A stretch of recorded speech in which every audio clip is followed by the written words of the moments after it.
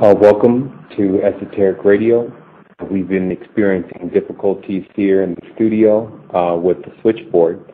So we're either going to reschedule the show or we're going to continue from this moment and see just how much we can log in. But they did say they were going to be experiencing technical difficulties.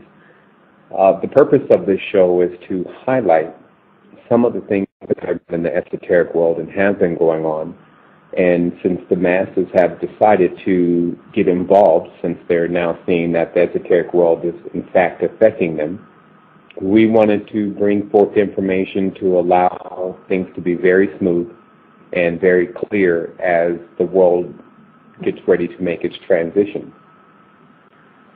So the first thing that was up for topic today, how we feel like we should begin this program, is first by talking about the relationship that has definitely developed between man, or the humanoid species, and the reptilian species, and how that whole interaction has brought us to where we are at this moment. Many have, of course, come forth with information. David Icke has come forth with his set of information, and a lot of individuals have already chimed in recently about this issue. Look into a lot of the older books of opalatria, which is the term used for serpent worship. You see that this has been going on all around the world. And what we reveal is within the language itself, the English language, there is actually a code that when you know what the English language actually means and the words that are a part of the English language, then you can actually read the story of our history. And this is revealed within the book, and it shows that there is an actual guideline that we can go by. And so now what we're going to do within a series of shows, and there's also our website, which is www.thewords, that's THEWORDS.ning.com. What you will find available is you'll find a plethora of evidence and information about the topic of the extraterrestrial involvement here, but also information about the acceleration of the body, which we generally focus on. What we wanted to do to make our services a lot more different than what's presented on the market is we don't really just provide information about what people would deem as the situation or problem. We also provide solutions. And it is in that knowledge that we have found our place in the esoteric community and just revealing what's been going on with alchemy and what's been going on with the powers of the human body, or the terminology Homo luminous, which is not to be confused with Homo phantom. And so as we begin the show today, what we'll continue to go into is parts of that alchemy, the actual applications, because we have really no idea how long we're going to be able to broadcast, especially today that we're experiencing the difficulty. So what I would like to do first is highlight in the religions themselves, we can just begin to travel down the path, and we'll take the primary religions and show what their relations actually are. And the reason why we feel like this is important is to understand ultimately the phase that the human race is going to have to go into. It will be dependency, non-dependency. Right now we're in a phase of dependency, almost of a domestication. And this is why it's so difficult for individuals to accept new information, because of that domestication. It's the same thing as having a cat that comes in the house and eats, and then watching what happens when you don't provide that cat food versus a wild animal. And so what we're doing now is we're going to show that the domestication that's gone on with the species, the human race, has gotten to a level at this point where if we don't really wake up and grab the reins back on our lives, then we will find ourselves in a predetermined destination, meaning a destination that's already been determined. And that's why they call that destiny. And the difference between our belief is that we don't believe in destiny from the level of, we believe if you have a destiny, then you're actually moving backwards. Because if you're to do something new, then it has never been recorded before. And we found just within the language itself that the words were backwards, as the word indicates, backwards. And that has a lot to do with the direction that a person's mind actually goes in. And so getting deeper into this study and finding out that the main objective was to turn the human being off from the power so that it would have a dependency. Many individuals that have activated their light body or their light body vehicle have noted that there's really there's no need for food, there's no need for a lot of different things, especially in the abundance in which we consume now. And so that obviously means that a lot of our diets and a lot of our behavior is something that's being inbred within us, but not something that's necessarily natural. And this would, of course, cause the individual to have a level of dependency on society. And so there's really no guideline that we're actually going by today. The main objective here was to get the show officially recorded and these things set up, because we're going to be doing a lot more in the future with information. This is a portal where one can engage in and ask any question, and that question can be answered. But keeping that in mind, if our database is that extensive of answers, approximately 60 million years worth of information, it's very difficult for us to just speak about anything, because there will never be an end to that particular topic. So what's most important is for people to get the questions answered that they have that will make a difference for them. When I personally made my transformation, it was kept 3 questions within my mind that I always wanted to know the answers to. And if I ever met someone that could answer any question, I would present them to that person. And once those questions were answered for me, it seemed to turn a complete wheel in my mind, the mind itself being something like a wheel. And when it begins to turn, it's cycling information. And if it has correct information, it continues to turn like a clock.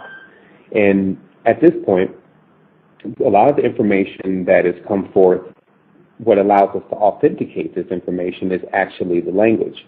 It's for better lack of words, our cipher, and to determine the information that we're bringing forth or taking in is actually correct.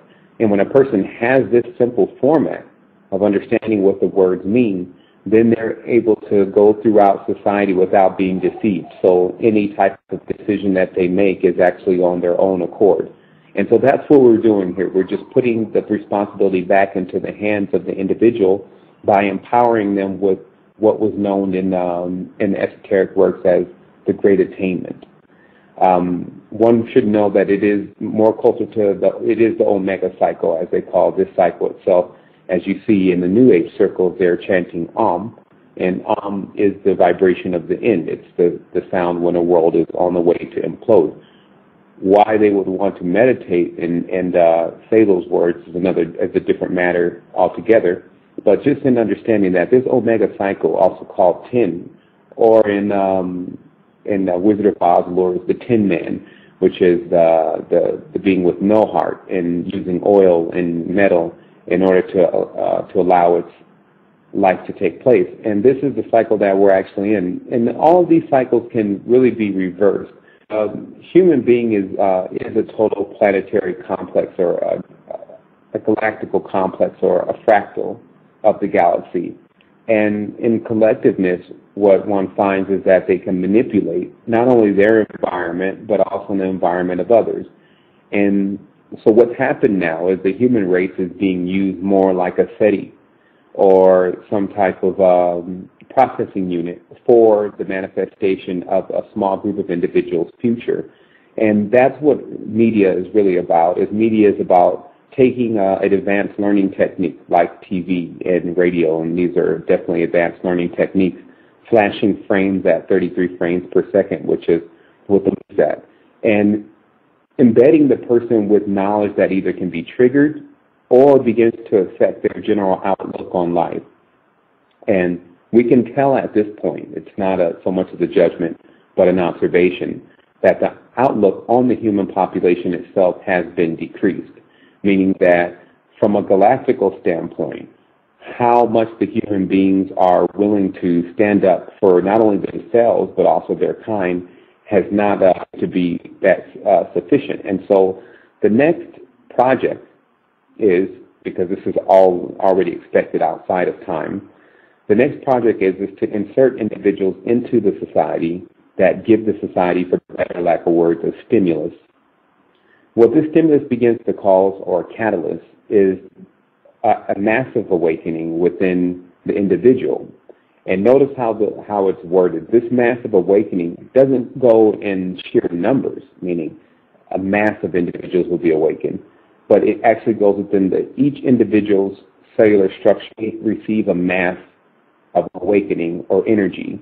And we believe that once a few of those individuals begin to come forth as what's already happening now, then their message and their energy will begin to spread by auric contact. And this is what we've now isolated as being the main integer of changing society from where it is now, which is it's utterly powerless against the juggernaut that has already began its planning, already began its military, already began its technology aeons ago. But there is what we just could call the wild card, which is the child that actually comes forth, or the children that actually come forth that are gifted with the ability to be able to analyze any strategy or any structure and to find the ways around it. And so what we'll discuss at this point is the questions that can't be answered by common society. And that main question is, what happens when you die? What happens when you die? When I was younger and first experienced death, which was about 4 to 6 years old, and something died, I asked, what happened? And they said, well, it's dead. And I said, okay, so what happens after that? And they said, well, no one really knows. And I said, so no one really knows what happens after you die? And they said, no.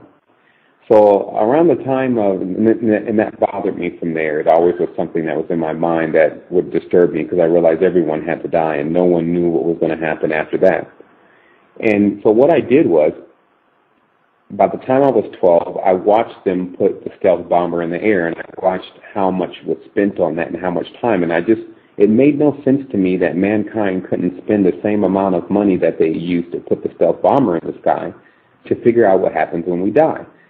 And of course, later on, when I had reached 25 and started getting involved in esoteric knowledge, I realized that they did in fact know what happens when you die, and it was only kept as a secret so that one would fear death. Because of course, fear being the mind controller, if you don't know what happens when you die, and then there's no, you're not afraid to go into that, then one, you can really live because there's no inhibitions. And on top of that, you can actually get to a level where you become fearless, so there's no separation between you and pure energy.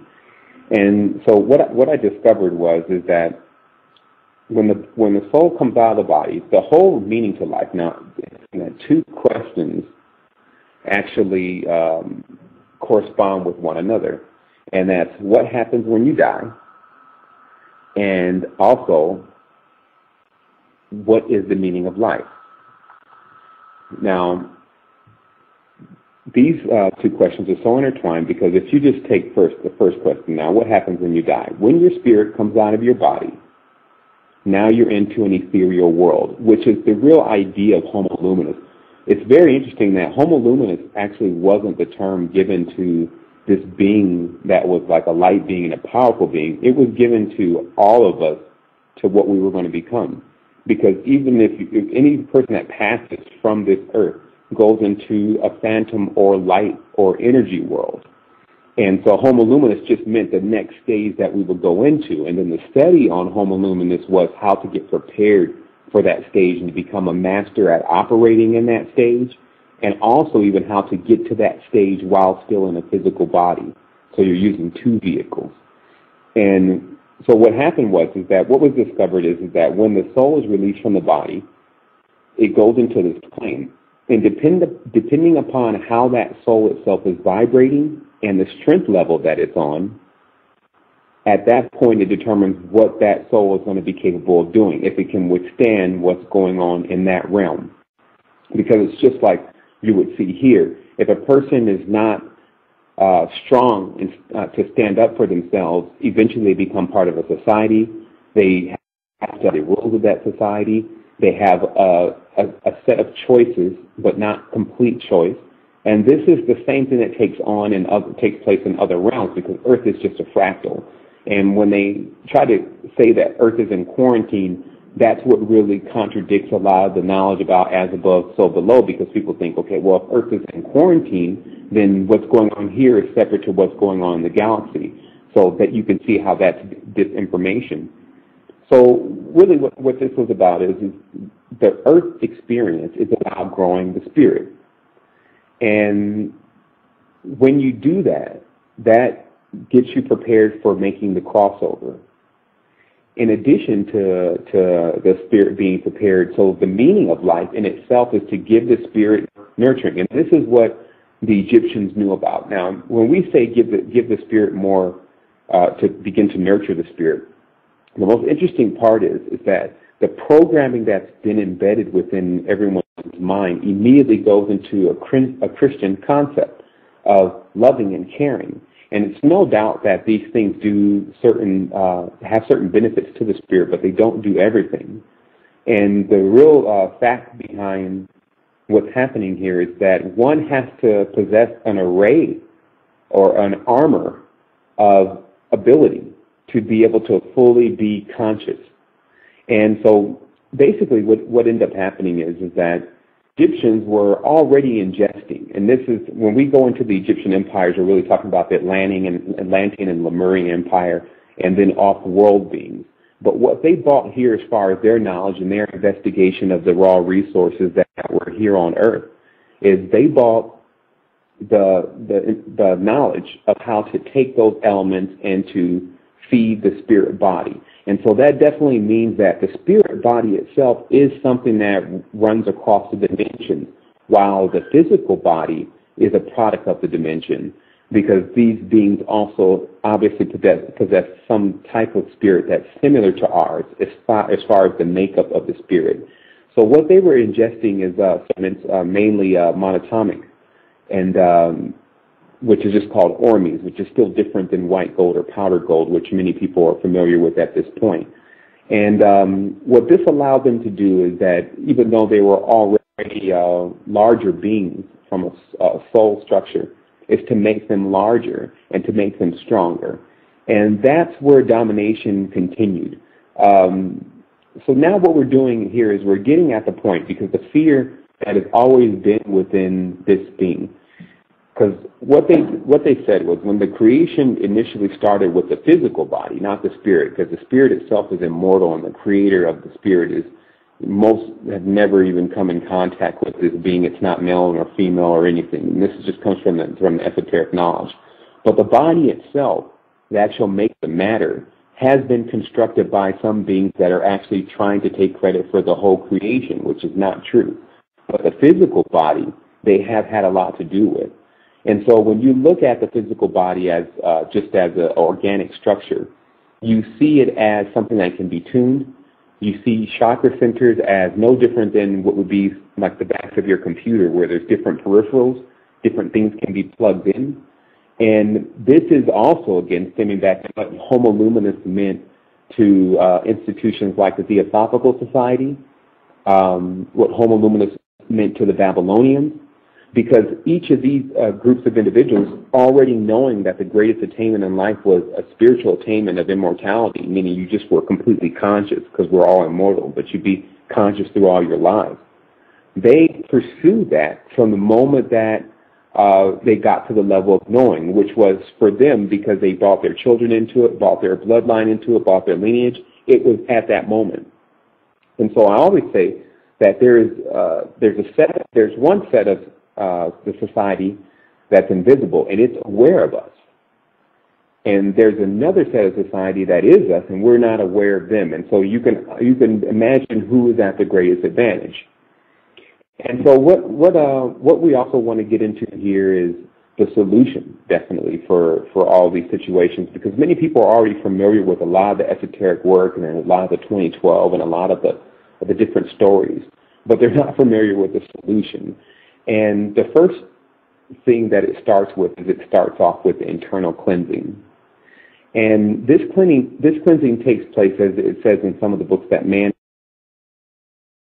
is the salt of the earth. It actually starts off with salt. There's certain salt compounds, one being C102, which is IBMS, that actually, when ingested by the body, oxygenate the body and kill all the pathogens. And this starts the procedure where the person actually deworms themselves. If one is familiar with the Matrix lore and the Stargate SG-1 lore, what they'll see is they have to they always remove a worm from them before they begin to enlighten them and explain to them about the red pill and blue pill, etc. And they always say the worm will actually somehow foil the person's enlightenment if it's not gotten rid of. And what this is about is, when we were younger, and I personally was breastfed, but a lot of the children were fed formula. And if you just look at the name formula, it's not a name that you would give to something that you want to feed someone with. This is your formula. So it's like a Frankenstein thing going on. And sure enough, when we examine all the chemicals and the elements within the formula of a baby, what it first does is it exhausts the baby's enzymes, which can't be built up again. The body never manufactures enzymes once they're completely depleted. So that's the first thing that happens, is the natural enzymes are completely depleted. Then from there, the metallic base within, because if you notice the formula is made up of mostly metals, immediately begins to go into the child's brain and into certain quadrants of the brain, because the body is set up in a way where when it ingests something, it knows exactly where to send it. And these alchemists, or dark alchemists, if you want to give them the terms, have used this knowledge and these abilities to basically begin a slow poisoning process that just keeps the child from going into a high vibration from the time that they come out of the mother's womb until the time that they're a dog. And most of the time that carries into the time that they've passed off this earth. And so this is the procedure that does take place with the children. And what I find is most important, like our work is steered around getting to the parents of the children to allow them to take their children just as you would take for better lack of words, something that's very valuable to you on a higher technological scale, and to use it as a port of pure energy, and to shape it and mold it in which way a creator, as we've become now, should actually do, rather than listening to someone else's advice. It's most interesting if you understand how contradictory the system is. They'll take the child away from the mother if the mother decides not to put the child in school. But it's okay to kill the child if the child is not, it's okay to abort the fetus. And so this is obviously another indicator, again, that society will always continue to be hypocritical and contradict itself, or with just what they call hypocrites, or where the term hypocrite comes from. And this is an Egyptian deity going by this term, and that also plays the role as what many would know as their Messiah. And so this is the interweaving, and as you can see, there's a lot of data here and available for individuals to share in. And if you have any questions, I only ask that you just type them into the chat box or something of that nature, because we just don't have enough to keep the call going at this point. And but what we're doing here is, there's no question, again, that we can't answer.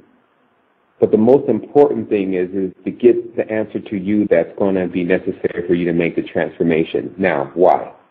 We can start with this until someone asks the question. Why make the transformation? Well, what happens is that there's already so much going on here on Earth that if the population is to double, which it is by 2012, just by how numbers work and also the census, that what that will produce is everyone could not live on this planet anyway. There's several reasons why.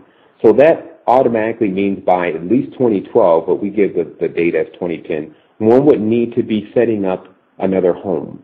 And that may seem a little abrupt to face, and that's a problem with domestication. It's the same thing as staying with mom or dad for so long, and then when they finally say, look, you got to go, you got to get out, then there's, oh my goodness, what am I going to do? How am I going to survive? I can't see myself surviving out there. And that out there at this point is space. It's time for those who are raised on the Mother Earth that's playing a host, like I'm playing a host on the show today, but notice the word that's being used. A host is something that everyone is feeding off of. And it comes to a point where the host can no longer sustain what's feeding off of it. It must go into a dormant period in order to regenerate itself. So it must pluck off what it is that's actually feeding off of it. And so that's what the transition phase here is. This is the host age, as we call it also, or just hostage. And we've taken, multiple beings have taken the planet Tiamat, or Earth, and have used this planet as a way to allow its seeds to grow. And I can definitely say that we also see that we do this for other people and even other forms of life. When you look at the skin, there's at least 2,000 microorganisms within 1 centimeter of your skin. They're completely unaware of you as you are of them, but it doesn't mean that they're not there.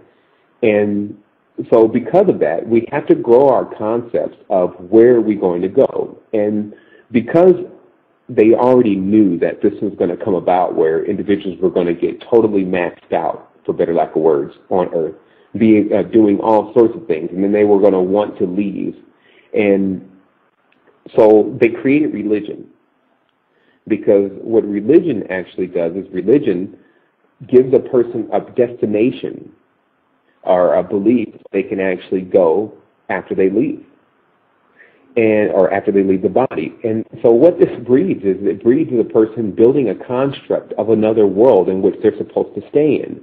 But if they look very closely to the details of those worlds, they find they're no different than exaggerated Earth.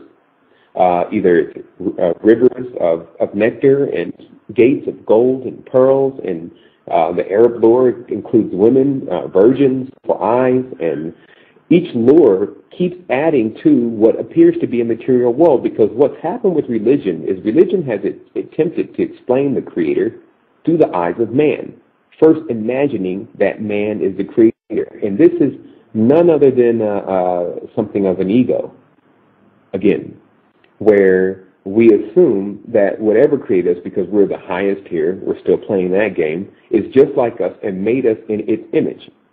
When the actuality is that the spirit itself is the only thing in the image of the Creator, and the fleshly body is something altogether different, and it consists sometimes of at least 5 or 6 different parts. And so what happens is that in this world, when things were supposed to be simple, man offering information made things very complex. And that has arrived things to the point where now there are simple answers for the solution for the world's current phase. There's only answers for each unique individual and what they're facing at this moment. And it's good that we have certain individuals on our staff that's capable, that they are capable of answering a person's question no matter what stage they're actually in now, and being able to allow them to make quantum leaps in their transformation, just as what was explained by the Maya, which was that towards the end, that the big cog would start spinning the small cog so fast, and that would be our transformation rate. And so what the world is actually seeing now is it's seeing a transformation rate, but is it getting out in the transformation? And because you can watch anything, you can watch a very fast car go by, but you can't run that fast. You can either jump in or you can just watch it go by. And so that's really what everyone is being faced with now, is the activation itself is becoming active once again in steering the consciousness to a positive level as much as you can. And each person is now becoming a piece of something that appears like, for better lack of words, of Voltron. You've got an arm, you've got a leg, 2 legs, and a head. And each person is figuring out that the head cannot move around without the foot. and then the foot can't see without the head. And this is the symbiotic relationship, if any, that is going on within our galaxy. Is we all now have to come together if we expect to see higher with Earth. But if we expect to see higher things with ourselves, all we have to do is go inward. And that was the options that make Earth so beautiful, is because you have two choices here, not just one, or you can even do both. And so this is what society has now been able to present us with in this particular go-round. And we have to be aware of not taking what's been given to us exactly and treating it like we need more. We can more than take what we have at this point as far as what we've been brought from knowledge and from, again, the levels of chemistry and the levels of science, and take that and activate our body and see what's next. And what's next for the data, many people ask, well, what happens when we make the transfer? First of all, for each individual, the transfer will be different. Only those vibrating on the exact same frequency, the exact same transfer. So our own objective here is just to get people to be able to make the transfer. Then from there, they will begin to realize where their actual descendancy really is, what planet they're really from, and they will be able to go into their own story rather than a story that's been already pre-made for them. And so this is the science that's available on the site. Again, the site is The Words, that's THEWORDS, thewords.ning. And what we're going to do is we're going to get a little bit deeper into this, well, actually a lot more deeper. We're just going to take a brief break. And if anyone wants to call in, you can call in at the number that's provided on the panel, which is area code 347-996-5688. Keeping in mind that any question can be answered, and today is your day to get the information that you need.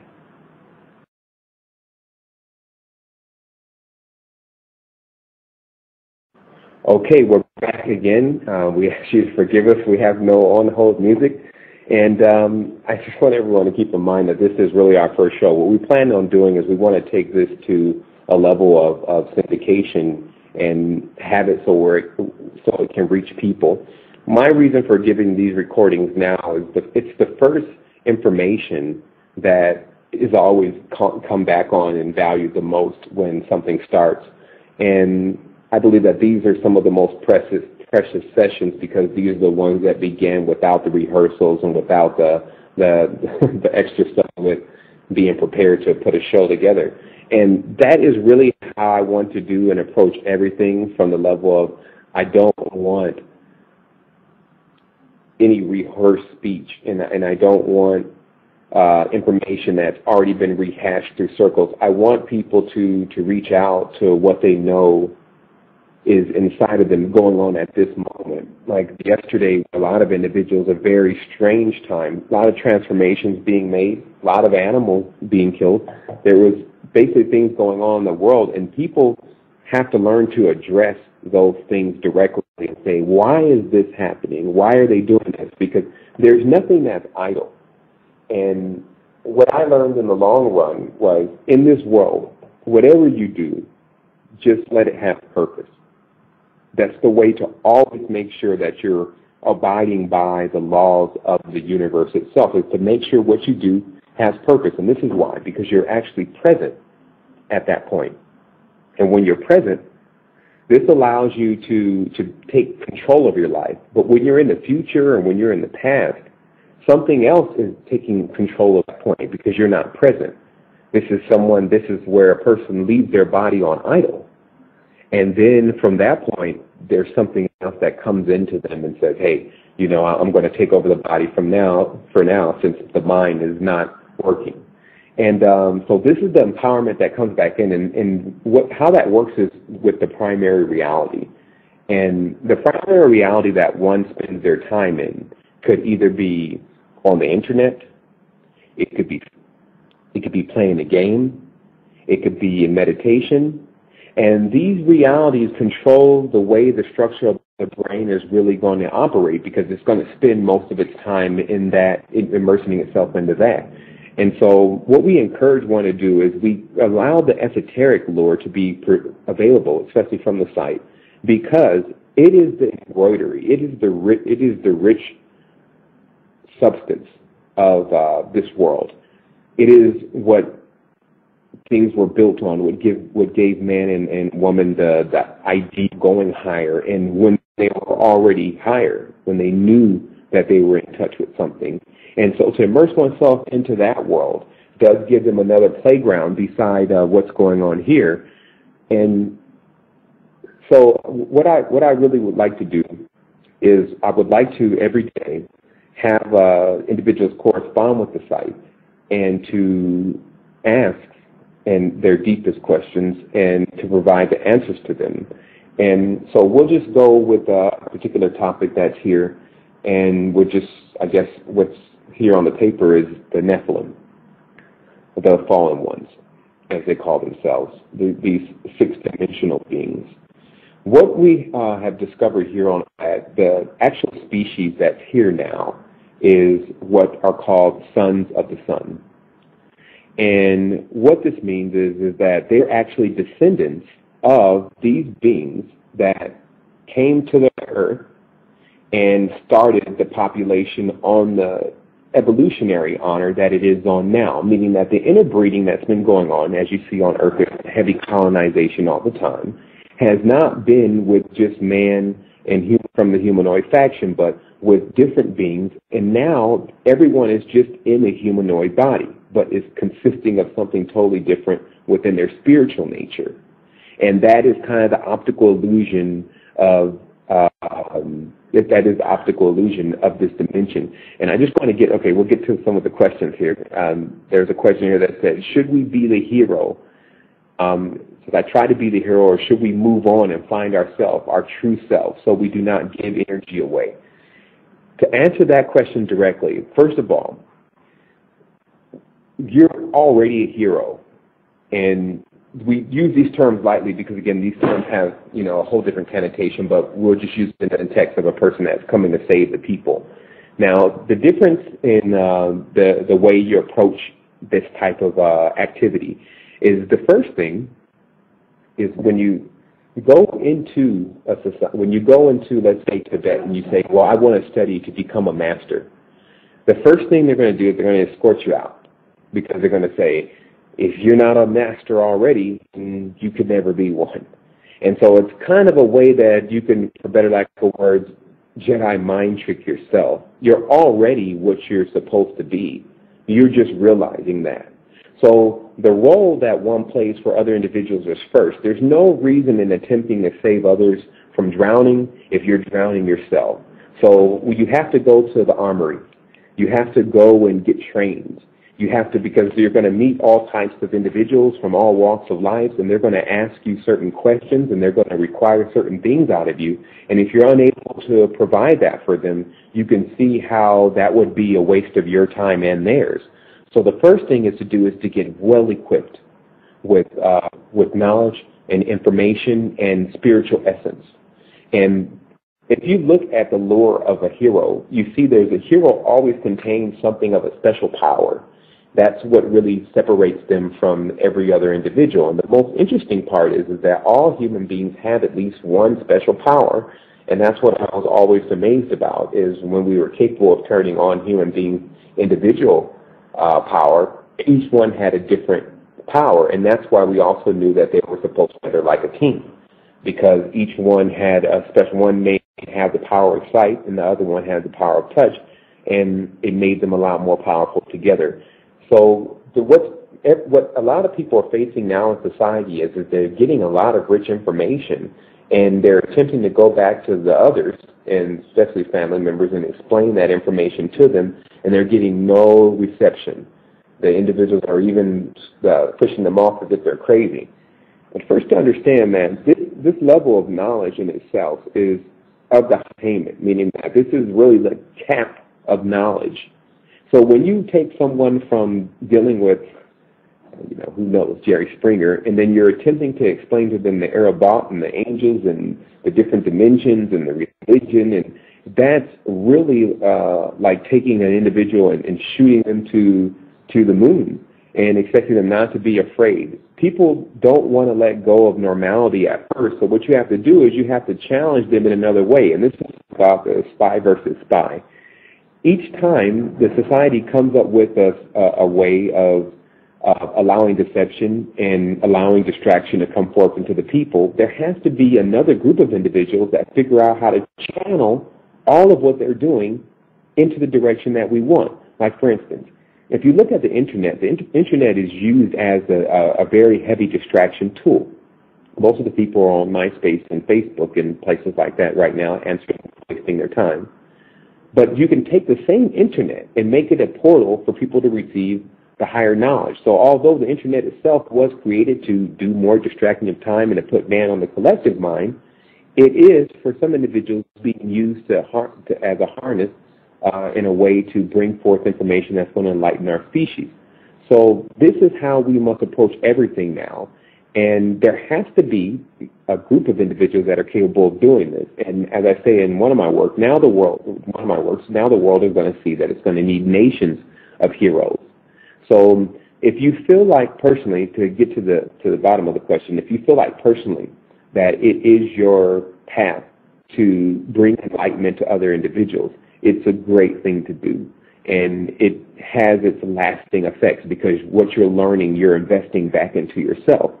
And there is a training process that comes about, and it's not something that has to take a long time. It's just basic principles. With the Code to the Matrix, we were able to take, I guess, approximately 6,000 books and condense them into 231 pages. And this is what you really want to do for individuals now. You have to use the video and the audio to get to them. And you have to, for better lack of words, dance a little. And this is if your idea is to enlighten individuals, understanding that enlightening individuals is part of the path. It's not the whole path. It's just the part where you learn to give back what you were given, and to learn the principle: the more that you give, you'll receive exactly what you give back and more in a higher amount. And so this is for some people things that they already have inside of them. It's already bred within inside of them. While for others, it's something that they have to learn. As I say, we weren't equal. They love to tell us that, but we're not. Some individuals learn how to dance when they're born, and then some individuals don't, but they can learn. And so that's what we're here doing. We know the human being itself and the spirit is now being taken to the level of a prototype, meaning that they're trying to assimilate the human being now and make them all the same. But what we're capable of doing when they do that is know what everyone is at, if they like certain things, then they're going to love this. And when the opportunity for enlightenment, when it really reaches the public and starts to catch more of a fire like it is doing already, people will soon see very fast that you would rather choose enlightenment than anything else. And that's what they've been afraid of. Because if you quit your job and say, I'm going into enlightenment because it's self-sustaining, I would never have to work again, I'll just be taken care of. I can do it with my own mind. And I'm not going to consume really anymore because I don't really need this stuff, because I have the less places I can go because I can't carry it all with me. When the actual idea, the simplicity returns back to the mind, and sometimes it's so funny to watch how we react to certain things. And it's a picture, and it shows a child. The child is attempting to get out of the gate, and it's trying to reach for the latch or the lock, and it hasn't seen that the latch is actually open, meaning that to get out of the dimension is actually available now to the individual. 2012. Here's the thing: when they ever say there's time to do something, because you exist outside of time, you know that what you can do could be right now. It just all depends on how determined you are at getting it. Everything definitely does boil back down to determination, and where you actually end up, no matter what you pursue, is going to be within your intent. So these are some of the basic principles that one can apply in everyday life, and it has solutions for every part of life. And it's necessary, especially for us now, to grasp a hold of these concepts to grab a hold of our seats and to get ready to make this journey, because we're already on the other side of the Milky Way. And you can give yourself any type of reason for why you're here. Some people say that, oh, well, you know, I'm here because I keep going through lives and I'm doing something wrong. Some people say I chose to have this experience. I just made myself forget. Some people say I flew by the planet and the gravitational pull pulled me in. And some people say that Anunnaki took me on one of their ships and seeded me here. And so there's all these different stories, and you can take either one. And some people say they got on the other side of the galaxy, and it takes 3,600 years to make it across the Milky Way, and so Earth is like a ship for them, and, you know, a very cheap ship for how you're living. But it's time to step off. Now we get a chance to step off into a world that really appears like our dream. Our dream is actually a construct that we control completely. Well, I would say completely if the chemicals and things that are put into the food and stuff don't alter that. But it is a world that shows us that we have the ability to create things as we go. Because when you're in your sleep, as you just continue to go on, you're beginning to create what you're seeing in that reality, and you're pulling those individuals in that you see. And so this is like basically a person walking, and then the path appears every time they take a step. And that's how we have to learn to act. We're afraid to take the first step. It's like there was a movie that I seen a long time ago, and they were trying to get to some treasure. And they're on the map. It said the treasure, there was a bridge there, and they looked and there was no bridge. And so they looked for a while, and then the one guy wanting the treasure so bad just stepped out there. And then he discovered that there was actually a ledge there. And that is sometimes the approach that we have to take in life, especially when it comes to the religions. You have to venture out away from the flock and from the comfortability of being around other individuals and into the unknown of discovering yourself and who you really are. And it is there that you'll find actual happiness, because we know for sure now that no matter what a person has here on earth, how happy they think they've simulated for themselves. In all actuality, they haven't even began life. And it's just like something we say also, which is the world itself operates something like a chessboard for the individuals who put themselves in control of it. And when a person doesn't understand the position they're at first, imagining that you're a ruler and a creator and all these things, but you haven't proven yourself to be one, this means you try to start off as a knight or a bishop. We start off as pawns, and every pawn has an opportunity to make it to the other side of the board and to become any piece that it wants. And from that point, then you can make your proper moves. But if you move in life like you're a knight, and you're really not, then the game hasn't even begun, because that's an illegal move. So what we have to do now is we have to go direct at the issue and deal with it as it is, not what we want to make it. Not what we want to make ourselves believe, like in the end of the movie The Matrix, when the architect finally tells Neo that they've created the design or the Matrix 6 times and they've destroyed it. The first thing he did was deny it, and he said that's a typical human trait. Is the moment that they hear something that they don't want to accept, they deny it instead of trying to figure out how to avoid it. Now what we're doing is we're getting to the level of understanding how to avoid what the predetermined future is with these predators or predators, as we call them. As society continues to go on, as the wobble continues to get more and more to its right-hand pole, you see now man beginning to manifest his worst nightmare. His world is like a movie. And as this continues, because we're creating what we actually we're creating our manifestation, you see now that the human being is being used more of a tool. But I will tell everyone this, before they perfected a lot of the mind control techniques and things, 10 years ago, let's take it, the level of a person's manifestation and do things like they discussed in The Secret was very low. They weren't capable of doing those type of things. It's only until within the last 4 years, because of what they would just say is the photon belt, they have so many different reasons for why human beings can do now more manifesting than they were able to do before. And there's a lot of truth to this. It's because of the level or the lineup that we're at in the galaxy, it's allowing us to manifest whatever our thought is. So the trick to 2012 was, which is actually 2010, the trick to this day is to be able to control consciousness so much by that point that they would be able to dictate by media, film, and things like that what was going to happen.